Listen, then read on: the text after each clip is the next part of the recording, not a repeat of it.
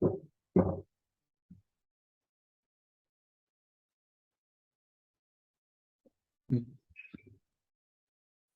let's start today's seminar. Today's speaker is Professor Mikael Chala from University of Granada.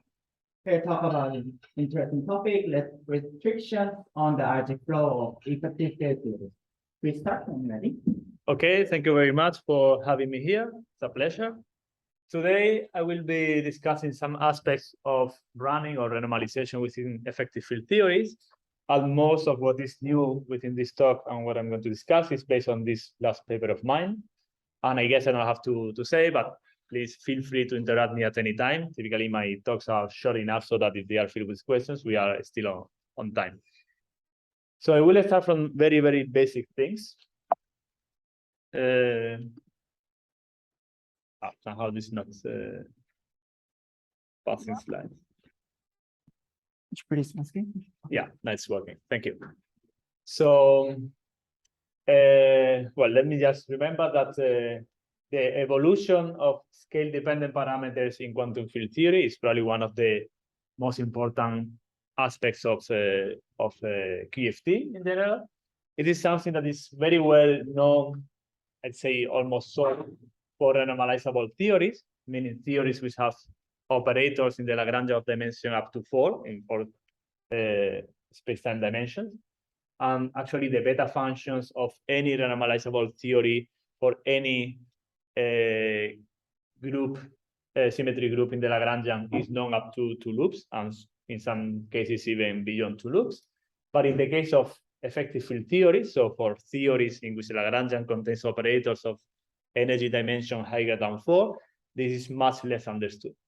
And here in the recent years, there have been a lot of progress, and I want to discuss some of this, and in particular my own contribution at the end of the talk. So for starting with this aspect, which can become very, very messy and complicated, I will start with the most basic thing, which is a very simplified version of the standard model Lagrangian, in which I ignore all the fermions, I ignore color, I ignore SU2, so I end up with only the Higgs doublet and the big gauge boson, and that's it. So in this theory, we have only one scalar, one Higgs boson, and these are the only interactions. There is no ambiguity in writing the Higgs as a dashed line, as a scalar, because it's the only scalar. Same for the boson. And the only 2 free parameters in this theory are the gauge coupling G1 and the self-coupling of the Higgs. That's it. That is my simple theory. So within this theory, so I can use it to start introducing some nomenclature.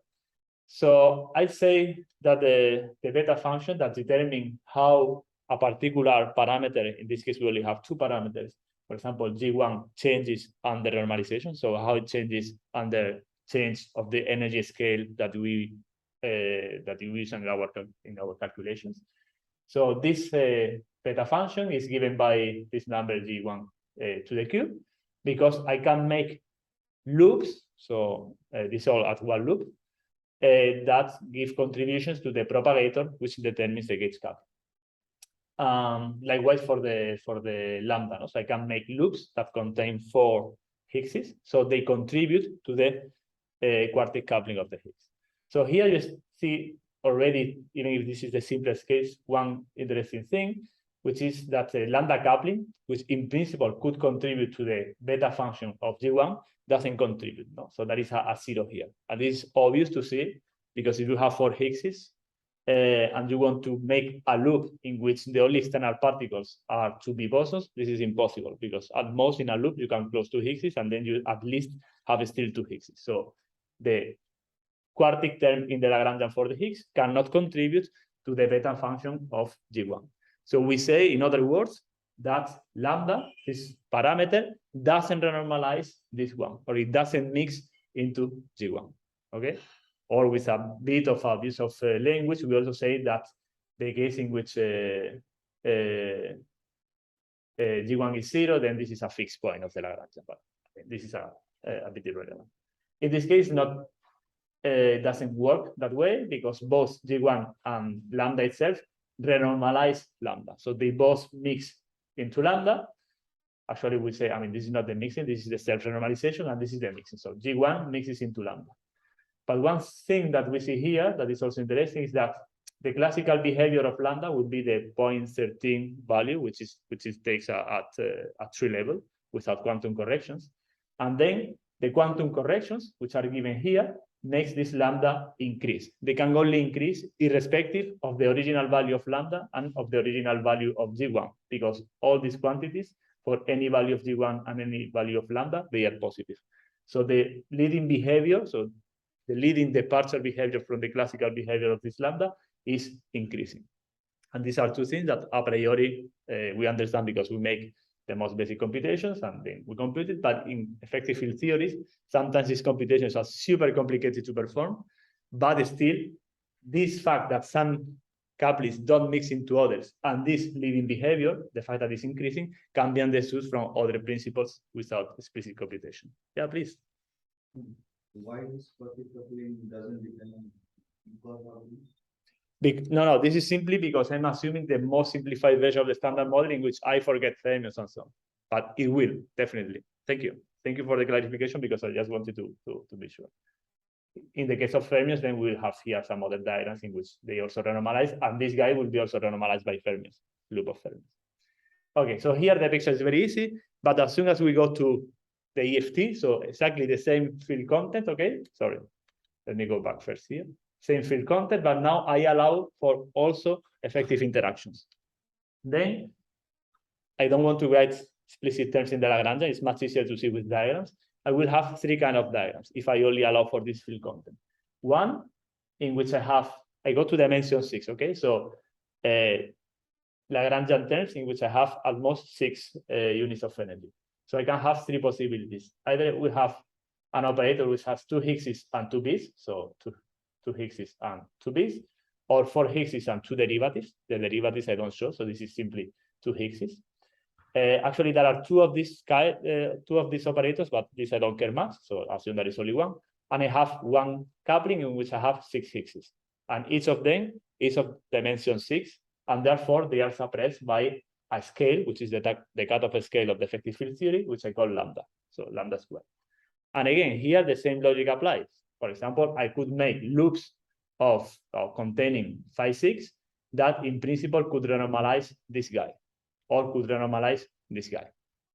But here you have to take into account one important thing. In the loops, I can only put one insertion of each of these operators. They cannot appear in pairs because they are suppressed by lambda squared. So if I put 2 of them, I will be renormalizing an operator of dimension 8. And if I put more, I will be renormalizing operators of higher and higher dimensions. So contrary to what occurs in the renormalizable theory, in which, for example, here I can put 2 insertions of G1, and this contributes to the data function of lambda. So all this is fine because it's renormalizable, so it's scaleless. Here, I have to be careful and only put 1 insertion of these operators into the loops. And that means that the beta function of each of these 3 couplings is a linear combination of the couplings themselves, because I can put only 1 insertion. So that's why it's linear. And this linear function here is what we call the anomalous dimension matrix, and it contains only standard model couplings. So it tells me, for example, if I fix on the beta function of this operator, it will tell me how this one mixes into this, or how this one mixes into this, or how it mixes into itself. So this anomalous dimension is what determines the behavior of quantum corrections in an effective field theory. In this particular case, which is a very simple one, it will be a very simple, anomalous dimension. I will be given by a 3 times 3 matrix, because I have the 3 operators here and the 3 operators here. And for example, this entry means how loops containing this guy can renormalize this guy, or how loops containing this guy can make loops with 2 external Higgses and 2 external B's. Okay? And for example, already here we see that some of these entries necessarily are 0, because I cannot even draw a Feynman diagram for this guy renormalizing this one.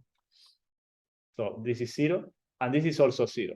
I mean, this is very clear because you have 6 Higgses, so imagine, and now you have to make a loop in which you remove 4 of these Higgses, because at the final stage you only have 2.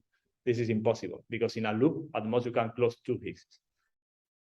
This case is not so obvious because here you will go from 6 hexes to 4 hexes. So in principle, I have the 6 hexes. I could make a loop with 2 hexes, but this loop is a scaleless integral. So there are no scales in the loop, and this in dimensional regularization, it vanishes. So that's the reason why this is 0. So this is 0 because there is no diagram, and this is 0 because the only diagrams I can think about, they are 0. But it's a bit less obvious. But again, these two are what we call trivial zeros. So zeros that we can see that some operators that don't normalize other operators, or they don't mix into the others, just because it's very clear from the already at the level of the Feynman diagrams. However, there is also a zero in this, even in this very simple case of effective field theory, which is this one, in which you have 4 hexes that in principle you can make loops with this guy and remove 2 hexes and put 2 b's, but it's still 0. So if you want to see some diagrams, sorry, it's a bit confused. Here you are. So this square means this operator, which has 4 hexes. So I can close 2 of them and attach 2 gauge bosons, and then I end up with an operator which has 2 hexes and 2 gauge bosons. So this is the renormalization of this guy by this guy. And I have several of these diagrams. And then they are not 0. So if you check these diagrams, you compute them, they are not necessarily 0. They are not. But when you add them all together, the final answer is 0. And this looks very much intriguing, no? Because it's not a coincidence. We know of other examples. So we want to understand, maybe from a different perspective, why is it that even if I have different Feynman diagrams that in principle would let us think that this guy renormalizes this guy, at the very end of the calculation, it doesn't happen. This guy doesn't mix into this. And for this, we need to understand quantum field theory from a different perspective, which is not the perspective of fields, but rather from the perspective of what we call amplitudes. Yes, please. Is this even true in two loop or just in? No, a two loop, this doesn't work. This is only one loop results, and all what I'm going to say now works only at one loop. But it is true that even if you go to higher loops, you will find zeros which are like accidental, like for which you don't see any reason. You complete all your two loops or your loops with one loop with counterterms, and at the very end of the calculation, even if the different pieces are not 0, when you put all together, they are 0. And still they can be understood on the same basis of what I'm going to describe now.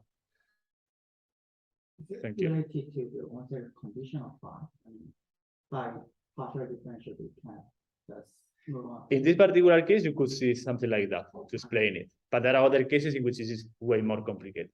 So I think for this thing, the best way to explain it and to understand it is working in the on-shell formalism. So I don't know how familiar you are with this formalism. So I apologize in advance if what I'm going to say is very well known for you already, but just for the matter of being self-contained, I will introduce this briefly.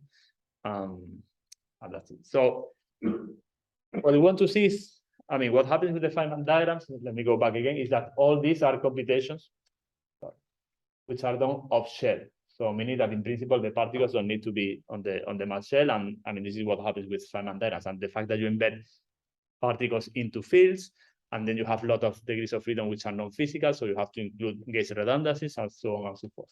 So there is a solution, which is a direct way to compute the physical amplitudes, which is what we want at the very end, without using fields.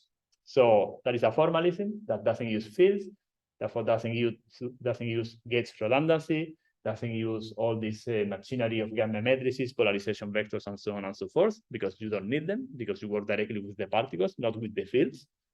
The fields are non-observable, they are auxiliary things, while the particles are the only observable quantities. So this is what this formalism works with. And it has many advantages, not only that it connects directly to observable things, but also that it's way easier to apply to high spin particles. So all what I said is for scalar or spin 1 particles. If you go to spin 2, for example, so gravity, you want to make a quantum description of gravity, you have to embed the graviton in a matrix tensor, and then you have a lot of redundancy because you have way too many components for a helicity 2 particle, and things get super messy. Within this formalism, graviton scattering is equally easy as any other particle scattering. The drawback, and that's the reason why I don't use it that much, is that perturbation theory is not well understood within this formalism yet. To some extent it is, but not fully, not as much as compared to the Feynman diagrammatic approach. So this formalism, the strategy for computing amplitudes within this formalism is summarized here. This it will be more. It will put it more precisely in a while. And essentially, it says that if you want to compute an endpoint amplitude, say a 5-point amplitude, then you somehow can factorize this 5-point amplitude into a 3-point amplitude and a 4-point amplitude. Again, in a second, I will make a precise statement of what this means. And therefore, this 4-point amplitude, you can further split into a 3-point amplitude times a 3-point amplitude. And at the very end, you write everything in terms of 3-point amplitudes, at least for renormalizable theories. And 3-point amplitude, they have the benefit that they are completely fixed by quantum mechanics and special relativity. Yeah. In the previous slide, so the last, what do you mean by the last sentence? Yes, what I mean is that within the Feynman diagrammatic approach, perturbation theory is very well understood. So you have the 3 levels, then you have 1 loop, 2 loops, 3 loops, etc. Within this formalism, we don't know exactly how to do perturbation theory. We know what will be the equivalent of the 3 level, of the 1 loop, but as soon as you go to 2 or higher loops, you don't know exactly how to do this. So you don't know how to organize your computation. So I will explain in a second, maybe when I explain about when I talk about the singularities and so on. I understand what you're saying. And also non-perturbative, of course, you don't have any. Yeah, non-perturbative is a completely different thing, then I agree. But even if we have some small coupling on which we could expand, we don't know how to apply this formalism of direct computation of amplitudes. And that's what makes things more complicated within this approach. Thank you. But I will elaborate on this in a second. So this method of computing amplitudes directly works with what we call spinor helicity variables.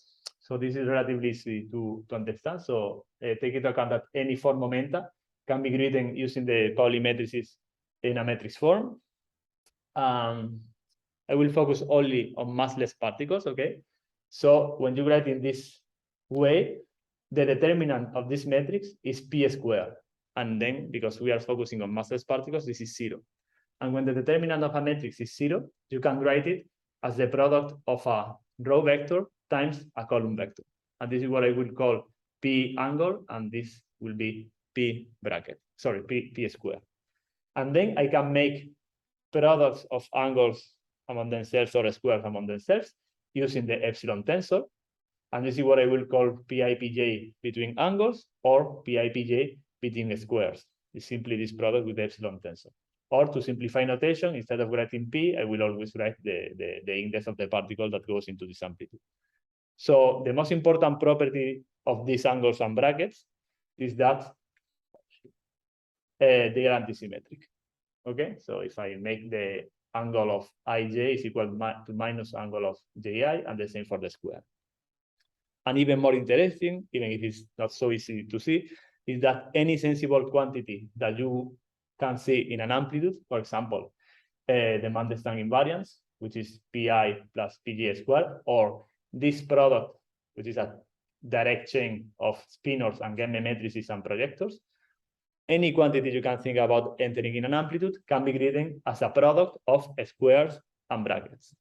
Okay, so for example, this Mandelstam invariant will be simply ij, angle square. And this quantity here will be up to a factor of 2, 1, 3, so the spinor 1, spinor 3, and then bracket of 4, 2. So anything you can think about which is an amplitude can be written simply as a sum over squares and products of squares and angles, so brackets and angles, of the particles in between, raised to whatever power, which one has to determine. But anything you can think on this term is not a priori correct, so it has to fulfill further restrictions. Probably the most important one is the little group scaling. So little group scaling is how the amplitude changes under little group transformation. So little group transformations are those transformations within the Poincare group that leave a momentum invariant. So we know that the amplitude is covariant, not invariant, but covariant under little group transformations. And this implies that in your amplitude, the number of times that a given particle, so a given leg, appears within brackets minus the number of times this same particle appears within angles has to be twice its helicity. And again, I remind you that I'm only working with massless particles, and I will work only with massless particles. In the case of massive things are more complicated. But this restricts a lot what you can write for an amplitude. And then the statement that I said before, let me go back a bit, that in principle, one endpoint amplitude can be factorized, quote unquote, into two other amplitudes, is precisely stated here. It says that in the poles, and here it comes to your question, so I'm assuming at the leading order that the only singularities of the amplitude are single poles. This is set by locality. So locality says that the amplitude cannot have arbitrary singularities. So they have to be single poles, they have to be branch cuts, but they cannot be, for example, double poles. This is forbidden by locality. But we don't know which are the more important ones. So we know, because we compare with the Feynman approach, that the single poles are the most important singularities. And at one loop, we also have the branch cuts, simple branch cuts given by logs. But as soon as we go to higher loops, we don't know what is the structure of the singularity. So we don't know how to organize singularities. So to tree level, everything is easy, and we know that only singularities are poles. So we work to this level of approximation. And unitarity of the S matrix in quantum mechanics tells us that in the single poles, the residue of the amplitude, so I have my amplitude, it has single poles, I go to each of these single poles, and the residue, when I go to this pole in the amplitude, is exactly, and this is an identity, so this is the precise statement, the product of two smaller amplitudes. And this I will describe later a bit more, just to get some intuition. And as I said, at the very end, you end up with only 3-point amplitudes, and 3-point amplitudes can be only made of brackets or only angles. This is by momentum conservation. I don't have the time to go into the details, and it's not the focus of the talk, but just believe me that any 3-point amplitude in which I have particle 1 with helicity 1, particle 2 with helicity 2, particle 3 with helicity 3, is either a product of these 3 brackets or the same but with angles.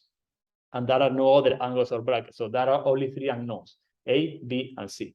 But then I have little group scaling, which tells me that the number of times this one appears within brackets, which is A plus B plus C, has to be twice the helicity of the particle. So I have 3 unknowns, A, B, C, and 3 equations given by little group scaling. So 3-point amplitudes by relativity, they are completely fixed. A, B, and C are completely fixed in terms of the helicities of the particles that appear there.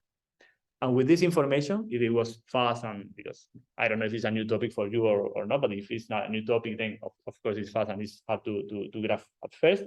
But believe me, it's super simple, way much simpler to understand and to apply to this level of approximation than Feynman diagrams, because you don't need all the machinery of fields, and then you can make computations. So this is a rough computation. Yes.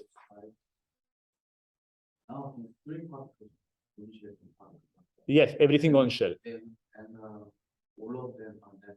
Yes. One of the momenta should be complex, right? That's right. That's a very good point. I didn't want to go into that detail, but definitely I'm working on complex momenta. When I say that the residues of the amplitude in the poles are given by products of two amplitudes, these poles live on the real axis, but in general, the amplitude, I have to think on the amplitude on the complex plane. So you are totally right. Otherwise, this will be always 0, because if you work with only real momenta, you cannot have an amplitude with 3 particles, all of them being on shell and massless. So that's a perfect point. Thank you very much.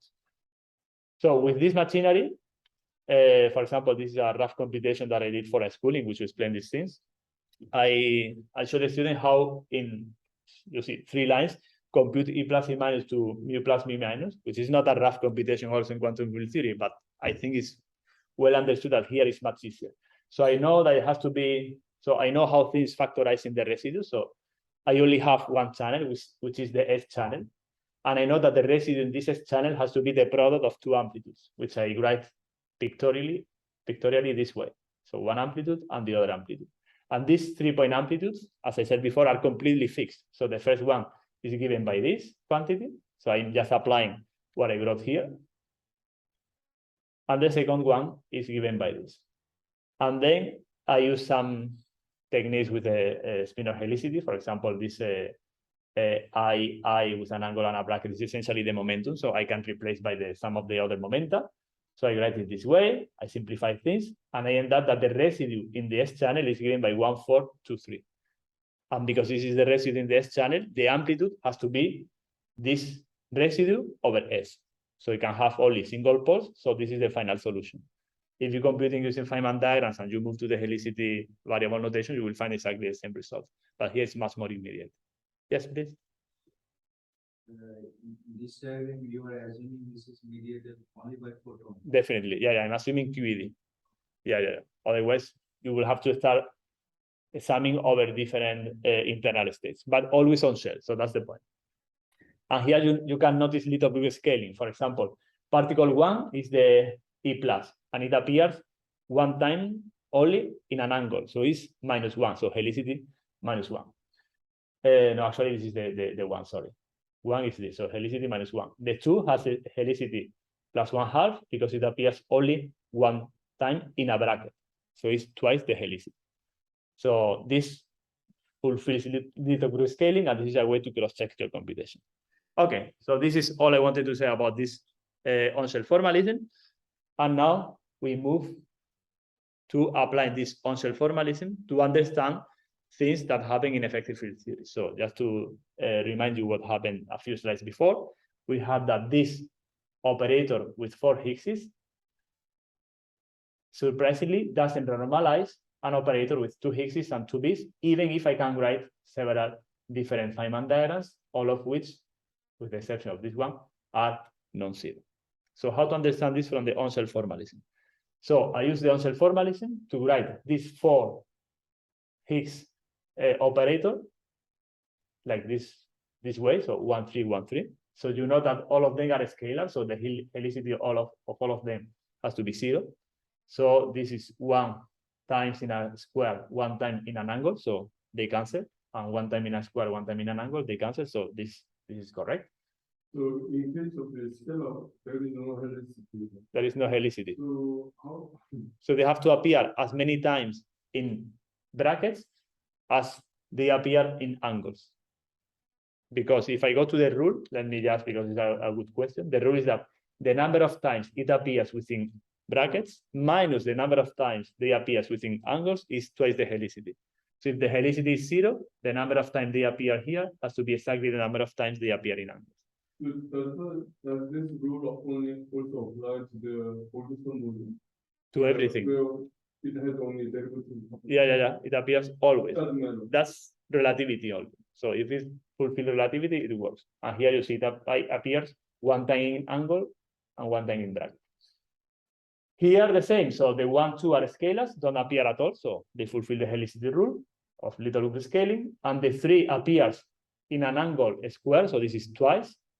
And the 4 the same. So it is -2, which is -2 the helicity, because the helicity of each of them is -1. So these are 2 ways of writing these 2 operators in terms of amplitudes. And now you have to believe me, but it's well known already by all these papers that have worked on generalized unitarity and so on.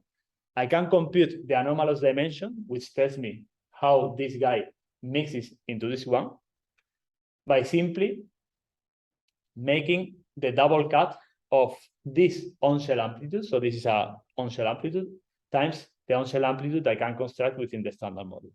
So there are a lot of papers. I'm sorry that I didn't put references because there are many in which they describe how within the on-shell formalism you can work at one loop. This is well known, and how from that you can extract the anomalous dimension. And you can do it by simply factorizing the final operator that you want, because I want this guy to renormalize this one. I have somehow to use this guy with 4 Higgses to build an amplitude in which I have 1 Higgs, 2 Higgs, and then the 2 gauge boson with the standard model in between. And everything has to be on-shell. So it has to be the product of on-shell amplitude and a non-shell amplitude. So I do this, and this should be proportional to the lambda to the gamma anomalous dimension, which we know is 0.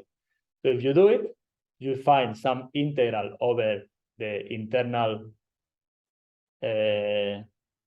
particles, so internal momenta. So this doesn't really matter. I will tell you later in a different example what this means, but it's an integral over the momenta. Then you have the amplitude for this guy. On-shell amplitude is simply given by this expression in which 3 I changed by 3 prime because it's in the internal line. And then the amplitude for the standard model. The amplitude within the standard model on-shell for 2 scalars and 2 gauge bosons with these helicities. And this you can build again on the basis of factorization. So it has to be the product of 2 3-point amplitudes, and the way they factorize in the residue in the poles has to be the one according to unitarity. And if you try to do it, you see that it's impossible.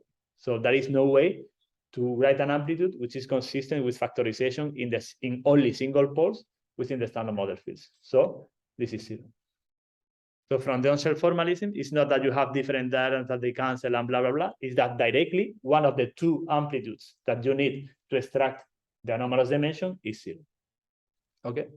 So that's how we understand things from the on-shell formalism. And this has helped a lot to understand many zeros that appear in the anomalous dimension matrix of the standard model effective field theory when I go to the full case, in which I don't ignore fermions, I don't ignore color, I don't ignore SU2, and blah, blah, blah. When you say this box means the higher dimensional operator. And No. It doesn't have to be higher dimensional operator. It has to be only a standard model. This is only standard model. So it has to be. Yes. Okay. So and the box contains non-normalized. exactly. This is this operator essentially. Thank you. Okay. So far so good. And with the help of this, we have understood many things, even to dimension 8. So far, I stick to dimension 6, but one could do things also to dimension 8. And here, things start getting more and more complicated. So, but before, and just to also to relax a bit, let me give you a motivation of why we want to go to dimension 8. Dimension 6 is more or less obvious. It's typically the leading deformation of the standard model Lagrangian that captures whatever new physics that could be at some high energy scale. But dimension 8 would be like a subleading correction. So why do we need to consider these corrections? So there are different reasons at the phenomenological level. At the theory level, which is my main occupation, is because it gives rise to a lot of different structures and mathematical relations, which I think they are interesting. But even from purely phenomenological considerations, there are also reasons. And I can give you the simplest example of why is it not always that these tiny corrections or quantum corrections of dimension 8 operators are irrelevant. For example, consider the case in which you have, for example, a second Higgs doublet or a quartet, so a quadruplet of SU2, which couples only to 3 Higgses. And I put it at the true level, and if it's very massive, I can integrate it out, and as the result, I get an operator which has 6 Higgses. Within this example, you can see that custodial symmetry violation, which I think we will all agree is an important effect, is absent at true level at dimension 6, is also absent at one loop at dimension 6. You can, I mean, it's not obvious, but one can check. And it's also absent at true level at dimension 8. Custodial symmetry violation arises within this very simple model only at dimension 8 at one loop. So it's a clear indication that in some particular cases, we need to go to quantum corrections or to one loop in the dimension 8 sector, even if it's more complicated than, of course, dimension 6.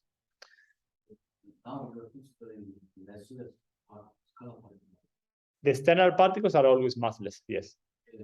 Simply, you are saying Higgs, so I was thinking. Yeah, so I'm thinking on the Higgs, but for the matter of renormalization, if you don't mix operators of different dimensions, you can assume the Higgs is massless. This is not a problem. The mass of the Higgs will only appear if you think, for example, how a dimension 6 operator renormalizes a renormalizable term. But if you think on how different dimension 6 operators renormalize each other, then you can assume the Higgs is massless. There is no problem there. Okay, so that's why I will be considering that the Higgs is massless. Or if you want, just assume that I'm taking that particular case. But that particular case very well, I mean, it's completely valid if I only focus on the renormalization within the dimension 8 sector or dimension 6 sector or whatever, if I don't mix dimensions. So this last statement is true only for unbroken phase of electron theory, or No, no, no. even if the other particle gets some mass still true? Of course, I mean, when I say this, when I categorize operators into dimension 6 and dimension 8, I'm thinking on the unbroken phase. So this is, I agree. But the fact that you have to go to one loop and to powers of v squared over lambda to the fourth to see custodial symmetry violation works also in the broken phase.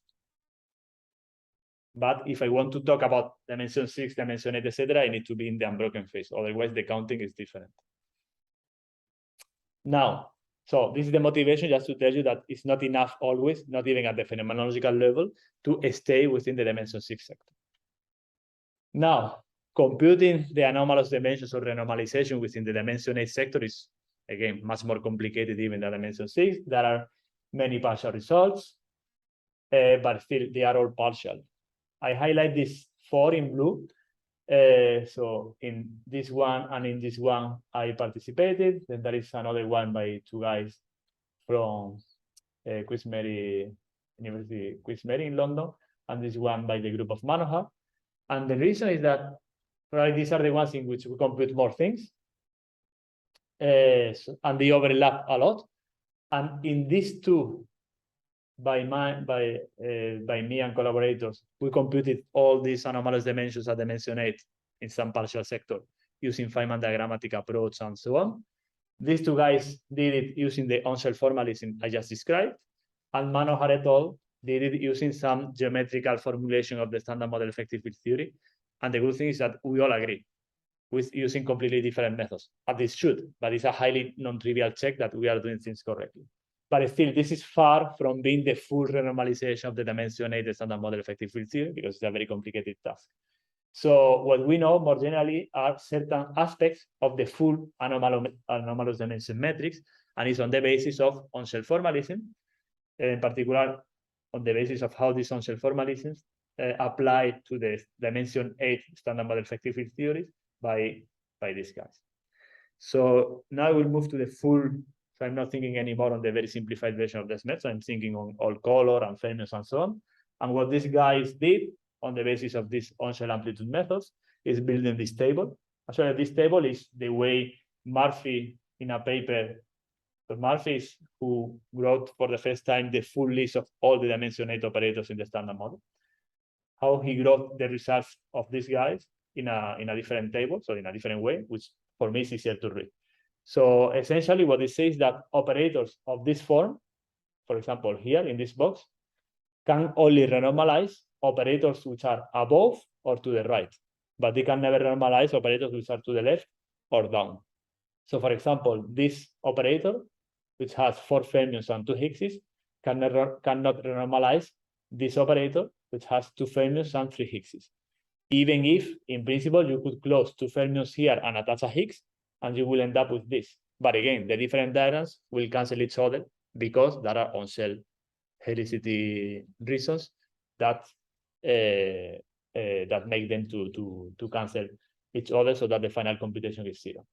Within the same class, in principle, all operators can mix among themselves. Of course, there are cases which are obvious 0. No? For example, within this class, you have that 4 fermions can never renormalize a 4 Higgs operator. For the same reason as always, if you have 4 fermions, at most you can close 2 in the loop, but then there are other 2 which remain in the external particles. But this operator doesn't have fermions in the external particles, so it's impossible for these operators to renormalize this one. But there are other cases like these 2 fermions and 2 Higgses, which is the case I'm going to focus now, that can renormalize operators with 2 Higgses and 2 gauge bosons. So X implies here any gauge boson, the B, the W, or the gluon. So this can happen, and in general it happens. But still, even within these cases in which this can happen, there are certain operators of this type, or certain combinations of operators of this type that don't mix into operators of this type. And this is what I want to discuss.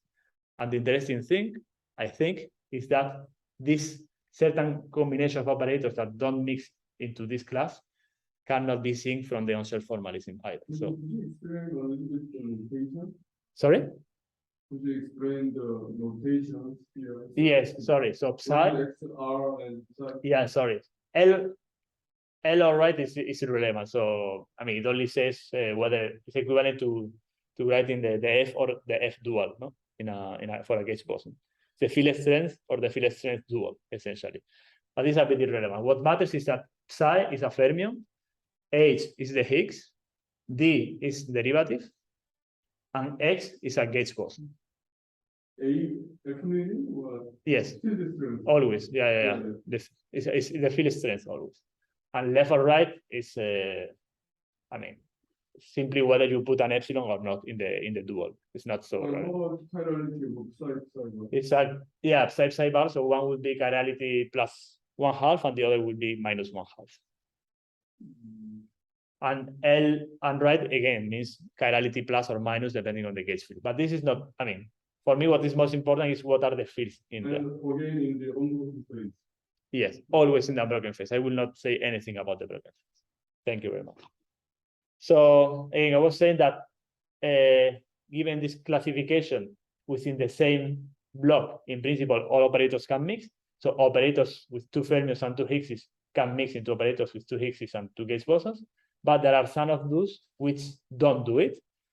And this cannot be seen either from the Feynman diagrammatic approach nor from the on-shell formalism. When I say it cannot be seen easily. And this is what I'm going to describe. So take, for example, this case. I'm thinking on operators with 2 E-right fields. So this is the field of the electron and 2 Higgses, okay? And 3 derivatives, because otherwise it's not dimensionate. And there are 2 of these guys, which I write explicitly here. But this is irrelevant. It's more interesting to know what is the diagram. And now I want to focus on how they renormalize an operator which has 2 B's and 2 Higgses and 2 derivatives. I'm sorry, because I always call the Higgs phi, while these other people call the Higgs h, and it's the same thing. Okay. So for example, here you have diagrams of how this occurs. So this blob is because I have an effective operator, which is with 2 Higgses and 2 fermions, which is any of these guys. And I start attaching gauge bosons in different ways. So either the 2 here or one which comes from the blob itself because it comes from the covariant derivative, another one outside, or many other diagrams. And this gives rise to a process in which I have 2 Higgses and 2 gauge bosons, which is precisely this operator. So you make this computation, and then you will find that even if this guy renormalizes this guy, and this guy renormalizes also this operator, the difference between the 2 doesn't renormalize this operator. But you have to make the full computation to see this. So let me call this operator, which doesn't mix into this one, but with a tilde here. Okay? So this is the difference between this operator, and this doesn't renormalize this guy. So we want to understand why this doesn't renormalize this guy, and the most obvious approach would be, okay, let's try to do the same we did for this dimension 6, which is going to the on-shell formalism. So we go to the on-shell formalism, and we find that the operator that we are renormalizing with 2 Higgses and 2 gauge bosons can be written this way.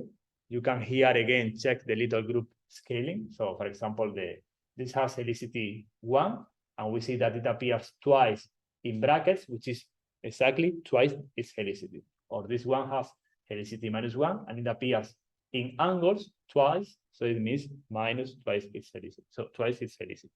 So all fine. And the operator, which I said before, let me go to the previous slide. In the previous slide. This one? Yes, this is maybe too nice question, but on the top left, you are showing 1 to 1 to 3, and you mentioned the sort of scalar particle. 1 for 1 3. Yeah, it matches. Thank you. No, but that's an important point, because this is the always cross-check we do. No? So the 1 is a scalar particle. It appears twice in bracket, but it appears twice in angle. So one cancels the other, and the 2 doesn't appear.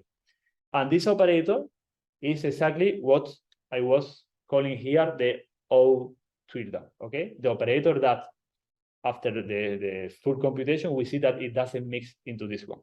So when I write it in terms of amplitudes, it's simply this thing. Okay, so I do exactly the same as before. I claim that the anomalous dimension of how this guy renormalizes all this guy can be simply be given by the product of two amplitudes. I make this double cut. One amplitude that comes from here, which is this one, and the amplitude within the standard model.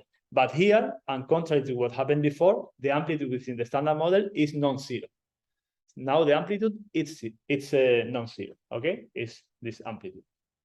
Actually, I checked that is some typo in this amplitude, but I mean, never mind. So the point is that it's non-zero.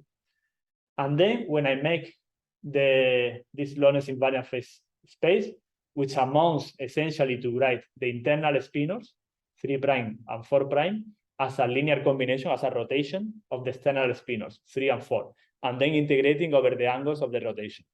It's a rotation, it's an angle and a phase, essentially. An angle, which is theta, and a phase, which is phi.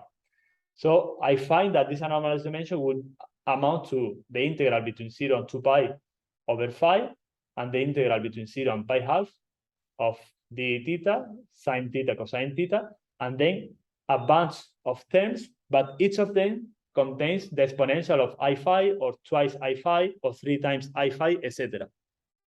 But when you integrate between 0 and 2 pi over d phi exponential of n times I phi, with n any natural number, this is always 0.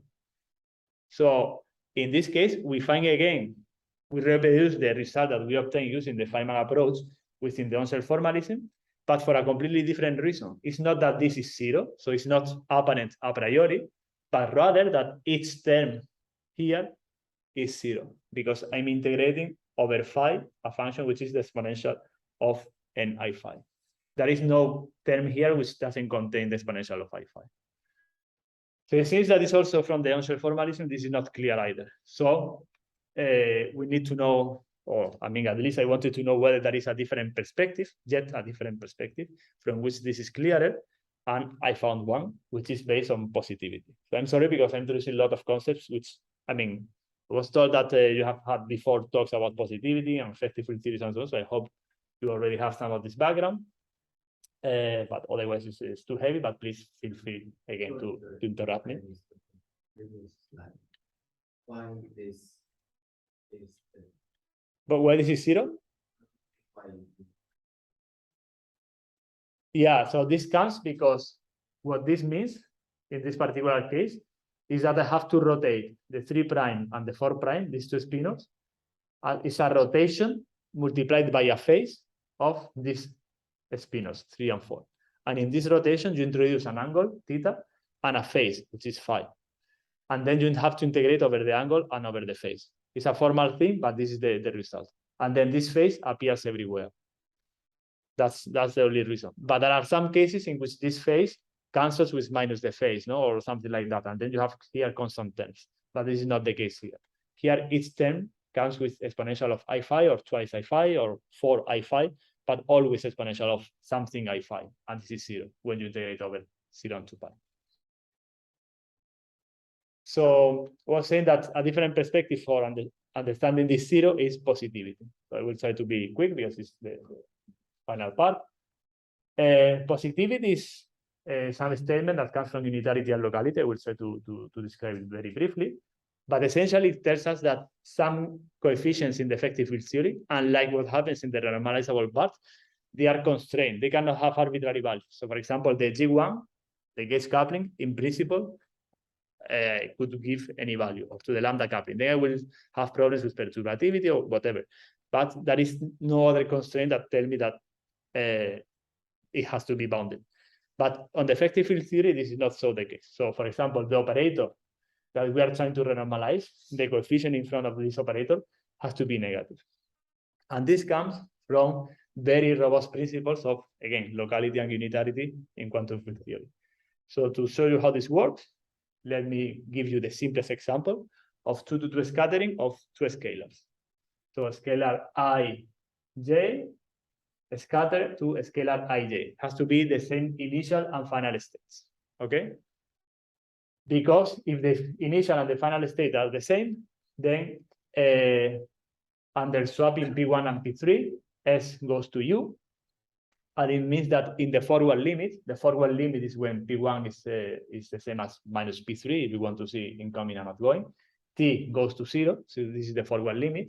And because S goes to U, but also S goes to minus U in the forward limit, simply because of this Mandelstam relation, it means that in the forward limit, this amplitude, which is Ij going to Ij, so same initial and final state, is symmetric in S. So the amplitude in general depends only on the two Mandelstam variables, invariance, S or T, but in the forward limit is symmetric in S and minus S. So, and this allows us to derive some relations which are useful for this positivity business. So for example, now I promote, according to what you said, this S to a complex variable, and I think on what is the singularity structure of this amplitude. So if I work to the leading order of approximation, again, I'm assuming that the only singularities are single poles. They have to be in some part of the real line, but because the amplitude is also symmetric under S2 minus S, it has to be also in the other part of the real line. And with this amplitude, I can make this contour of integration and compute the integral of A of the amplitude over S cubed. Now, I know from other results that the amplitude over S cubed goes to 0 as I make S going to infinity. So when I integrate over this circumference here, this contour of integration, when I make it infinitely large, this integral is 0. But this integral, which is 0, okay, I can compute it from a different perspective, simply by using Cauchy's theorem. So it amounts to computing the residue of this ratio in S equal to 0, because here there is a pole, plus the residue in the other two poles. But the residue in these poles, by unitarity, I can use the optical theorem here. I can relate to something which is the integral over some total cross-section, and this is always positive. And the residue in S equal to 0, where the function is analytic, the amplitude is analytic, the residue comes only because I'm dividing over S cubed, but the amplitude itself is analytic. I can expand as a power series, which is essentially working within the EFT. And the residue of this over S cubed and S equal to 0 is the coefficient that goes with S squared. So what this expression is telling me is that the coefficient that goes in front of S squared, because of the optical theorem, has to be positive.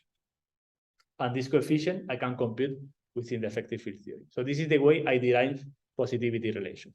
So if I apply not to the process of two Higgs scattering, but rather to the process of Higgs B boson scattering, so one Higgs, one B going to one Higgs, one B, I go to the forward limit, I do exactly the same thing, I will obtain that this operator, this coefficient, has to be negative. It has to be always negative. And therefore, its running under renormalization has to be always negative too. But there are other operators which are not constrained by positivity simply because they don't contribute to the amplitude in the forward limit. And one of these operators is precisely the one that we said before. The one that we said, this guy doesn't normalize this other guy, and we cannot even see from the on-shell perspective. And it's more or less easy to see that this doesn't contribute to the forward amplitude, so we cannot apply positivity in the forward limit, because the forward limit means that 1 goes to 2 and 3 goes to 4. But if 3 goes to 4, this goes to 0, because this is antisymmetric under the changes of the two indices. So this will be 4, 4 or 3, 3, whatever you want to call it, and this is 0.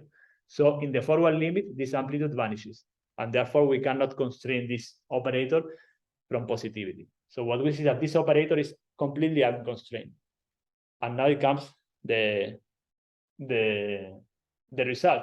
If the beta function of this guy is constrained by positivity and is a linear combination of operators, including this other guy with some coefficient, which is a number, but this other guy is not constrained by positivity, so this has a definite sign, either plus or minus, and this doesn't have a definite sign. It can have whatever sign it wants. The only possibility for this equation to hold is that this is 0. And this is the reason, from this perspective, why we see that this operator is not renormalized by this other operator. Okay? It's late and there are a lot of concepts, so I will skip several of the slides that follow, which is making this statement more precise. When I compute things at one loop and so on, the singularity structures involve the branch cut and so on. So if you want, you can ask me later. But If you, I have another question about your derivation of hep-ph down. So basically, you are working in the Here. unbroken phase SNFT. definitely. So only Higgs boson, or only scalar bosons are necessary, and all others are necessary. Actually, everything is massless. Basically, then you don't have a separate pore. No, but the pores come because I'm thinking on a UV completion of the standard model effective field theory. You assume that's not M square is not in less of the signal we're talking about something else. Yeah, because in the end, the effective field theory is only effective. So its validity, so that's a very good question. The validity is, it's only valid here. It's only here, close to low energy, so close to S equal to 0, where I can compute within the effective field theory. But everywhere else, I have to use whatever UV completion of the effective field theory that is. And in this UV completion, sorry for interrupting, at most, and in first approximation, I have singularities, and the leading singularities will be single pores, which are given by 3-level exchange of heavy particles.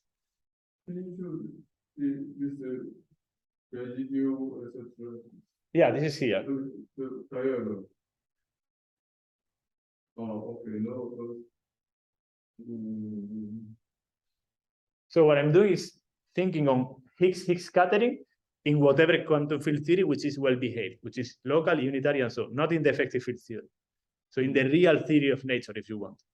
And in this real theory of nature, it has to fulfill to first order of approximation that the only singularities are single poles, because this is locality, and they are here, one and into the other side of this line, simply because in the forward limit, the amplitude is symmetric under S2 minus. And the effective field theory, I apply only here. That's why I can write here this expansion. And you are using this project, function integral. But anyway, the function integral doesn't touch the origin. No. The contour integral is this one. Only the infinity. It goes to infinity, so it doesn't. You deform it, right? I could deform it, but in principle, in this case, I don't need to deform it because I simply say this contour integral contains in the interior these singularities. This one. Okay, so if you don't deform But you are right that when I have, so this is what I'm going to skip because I don't have time. But if I want to apply things at one loop, then I will have logarithms which induce branch cuts, which are here. And they have different solutions I have in the backup, which is, one is making a different contour integral, which is this thing. But another one would be to include a small mass here so that I can make a deformation of the contour of integration. So this is true. But anyways, this I will skip. What I want you to keep in mind is that there is a way to understand these zeros, which is looking for which operators are bounded by positivity. And if in principle they can be renormalized by other operators which are not bounded by positivity, then they have to be zero, the anomalous dimensions, because it's impossible for this to have a fixed sign if this guy can have any sign I want in a UV complete theory. So applying this method to, so let me skip this.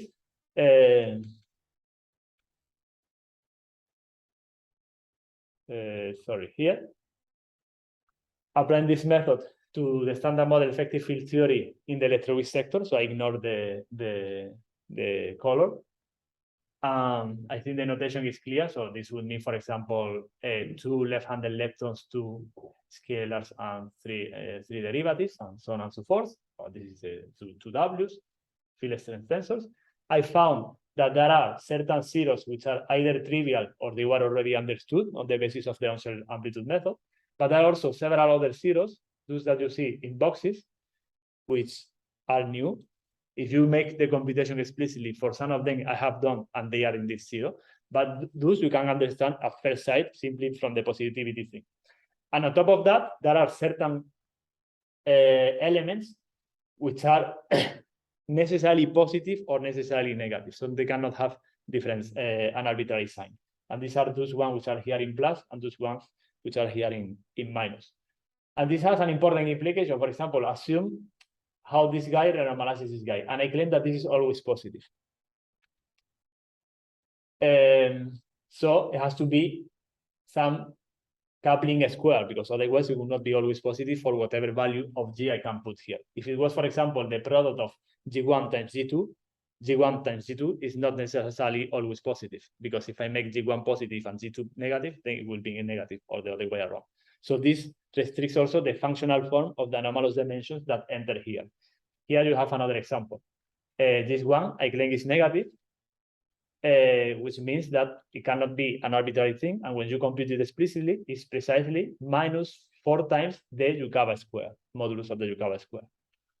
And this one, which is not constrained by positivity, you find when you compute the things precisely, that is G squared minus the modulus square of the Yukawa, which is obviously not constrained by positivity, because if I make G very large, this will be positive, but if I make Y much larger than G, then this will be negative.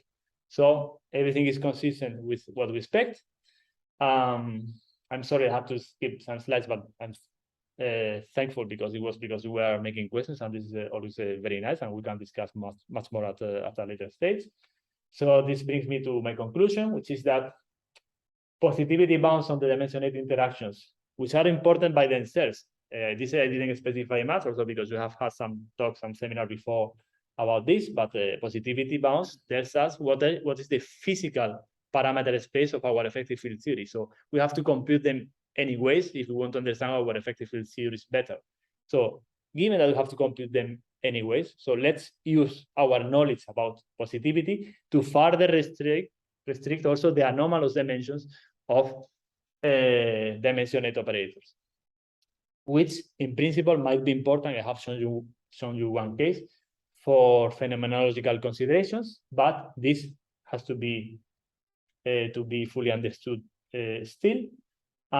Just let me mention that I'm finishing another paper in which because for the moment I apply this only to the electroweak sector of the standard model effective field theory. In principle, it should apply to other effective field theories, but in particular to the effective field theory of the standard model, including the quarks and the color and so on. And this is what I'm finishing now with Chu Li from Beijing University. So I hope in a couple of months this will be done. And that's it. Thank you very much.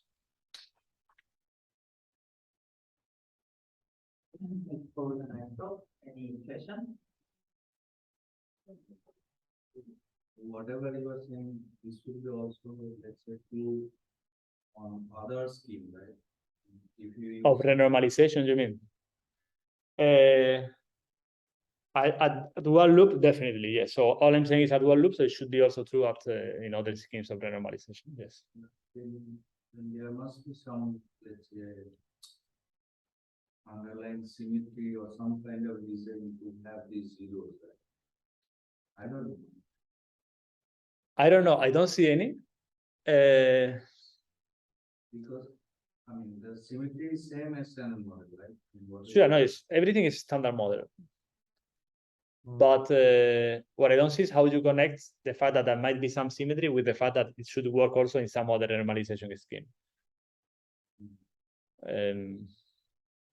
I just don't see it. But the first question is sure, so it has to be also should hold also in other normalization schemes.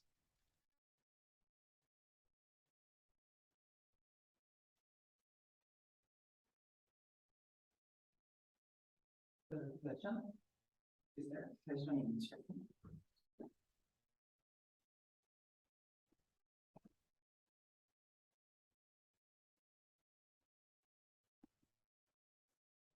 Oh. Okay. If not, let's We don't have any question. So, okay, this question is about on the some major operation, interesting, but is there practically interesting channels that can be applied? I think what I can imagine is that the gamma concentrating is reading order in imaginary. That's right. And for example, similar to this, which is vector boson fusion, vector boson scattering, this has been studied at the LHC in both CMS and Atlas experimentally, and they have obtained bounds. So they have direct bounds to these dimension 8 operators. And actually, once these positivity bounds were computed, they found that the experimental region which is bounded is smaller than the positivity region which is bounded. So yeah, there is a complementarity in which theoretical restrictions can be even more important than the positivity one, than the experimental one. But okay, maybe Yeah, I mean, this is the obvious case reading order. in dimension 8. If you have only one operator, I mean, you cannot determine the sign of the operator from the data, right? But there are cases In a sense, you need some interference factor of with the standard model. with the symbol and class. Yes, To determine Yes. sign. yes, Just one 50 feet for the exactly. oh, okay.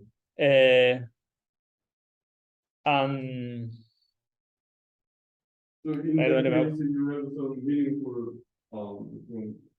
Exactly. Yeah. I mean, I was thinking on because also the question could go into the direction of, I mean, that dimension 6 also contributes, no? But dimension 6 interference with the standard model has different helicity structures and so on. Sometimes it's not the leading one. And that's why going to the dimension 8 might be also important.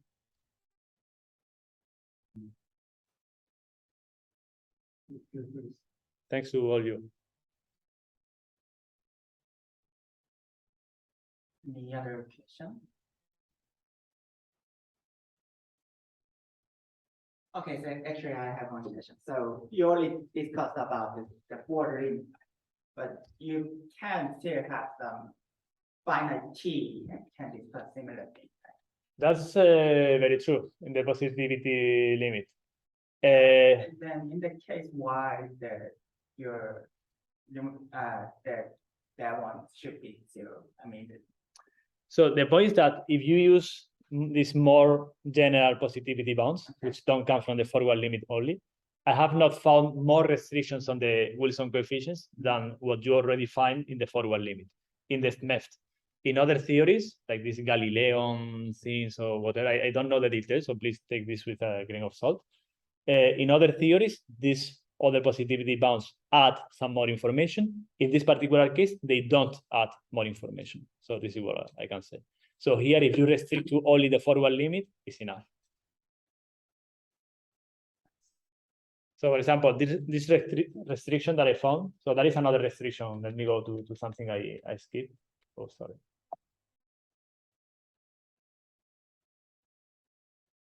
Which is what you find for, what is it? For his operators at dimension 8. So there are 3 of these for his operators, and they fulfill this positivity bound. So the second has to be positive, the sum of the first 2 has to be positive, and the sum of the 3 has to be positive.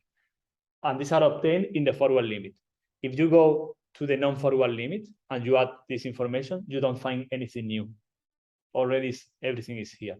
As far as I know, in the standard model effective field theory. In other theories, then things are different. We have a live question. This is the live question.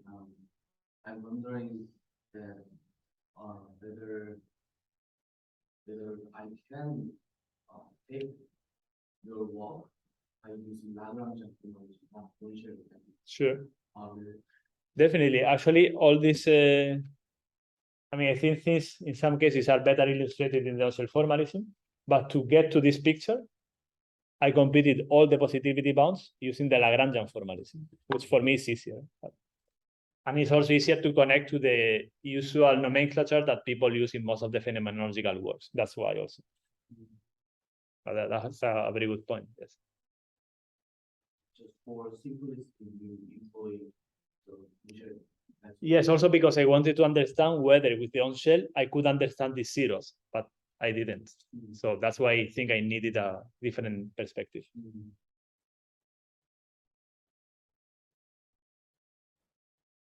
Is there any question? It's none less than speaker again. Thank you very much. Thank you very much. Thank you.